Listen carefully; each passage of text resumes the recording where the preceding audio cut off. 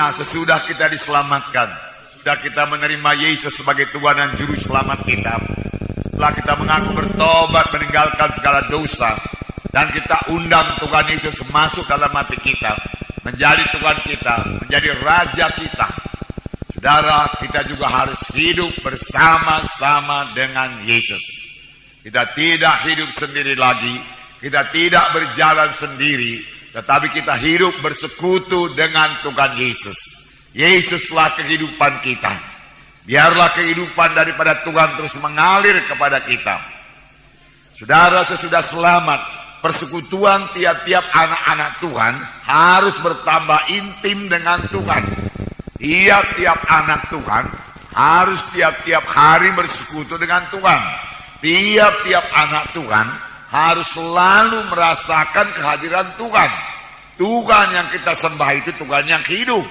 Kita harus selalu merasakannya di dalam hidup kita sehari-hari.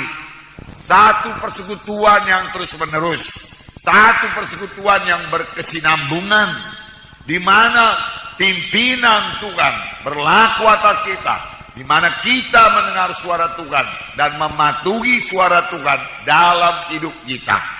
Benarlah seperti yang dikatakan oleh Yohanes, bahwasanya persekutuan kita dengan Tuhan Yesus begitulah eratnya, begitulah intimnya, sampai dikatakannya sama seperti carang dengan batang anggur. Dalam Yohanes 15 ayat 4 dan 5 dikatakan, tinggallah di dalam aku dan aku dalam kamu. Sama seperti ranting tidak dapat berbuah dari dirinya sendiri kalau ia tidak tinggal pada pokok anggur, demikian juga kamu tidak berbuah jikalau kamu tidak tinggal dalam aku. Tuhan Yesus berkata kita harus tinggal dalam Dia. Yesus tinggal dalam kita, kita tinggal dalam Yesus.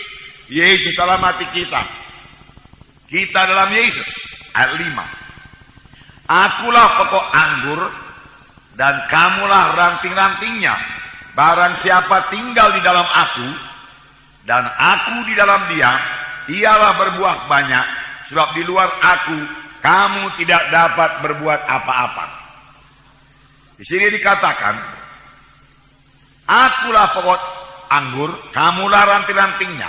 Barang siapa tinggal dalam aku, artinya bersekutu dengan Tuhan Yesus, berjalan bersama-sama dengan Yesus, sadar akan kehadiran Tuhan dalam hidup kita, mematuhi suara Tuhan dalam hidup kita, ia akan berbuah lebat. Tetapi di luar Tuhan Yesus, walaupun kita sudah selamat, kita tidak dapat berbuat apa-apa. Inilah yang dikehendaki Tuhan. Untuk inilah kita diselamatkan Tuhan, yaitu supaya kita hidup bersekutu dengan Tuhan. Dan jangan lupa, kalau sama sebagaimana zat-zat mengalir kepada ranting dari batang anggur itu, mengalir kepada ranting, sehingga ranting itu dapat memberikan buah. Demikian kalau kita bersekutu dengan Tuhan, maka kekuatan, maka berkat-berkat, maka urapan, kekuatan, kesehatan, pengertian, karunia-karunia rohani mengalir kepada kita. Bahkan buah roh mengalir dalam hidup kita, sehingga kita memiliki karakter yang baru. Nah, persekutuan yang erat dengan Tuhan ini, saudaraku, menghasilkan satu gaya hidup baru. Gaya hidup anak-anak Tuhan yang lain daripada orang dunia ini.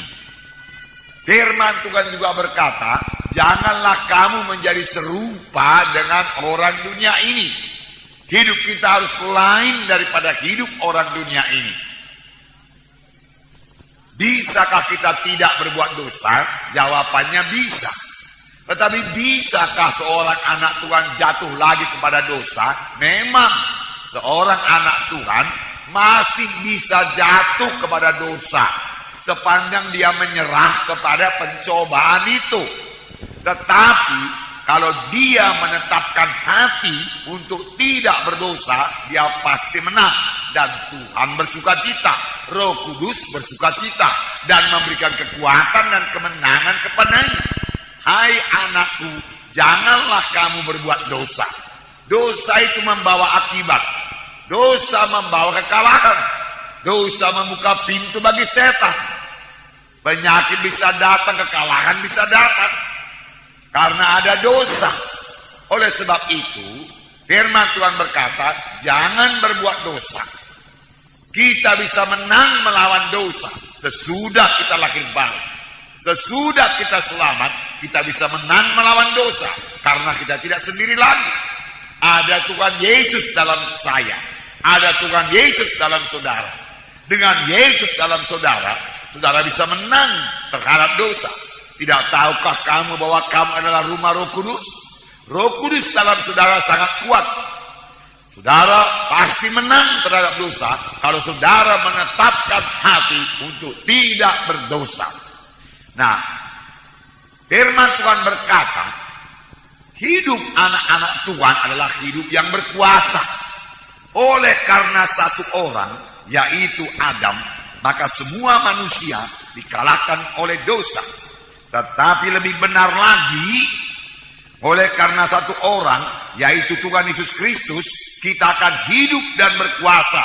Oleh karena satu orang itu, yaitu Yesus Kristus. Adam membawa kita menjadi hamba dosa. Tetapi Tuhan Yesus membawa kita menjadi hamba kebenaran. Jadi tidak perlu jatuh lagi kepada dosa.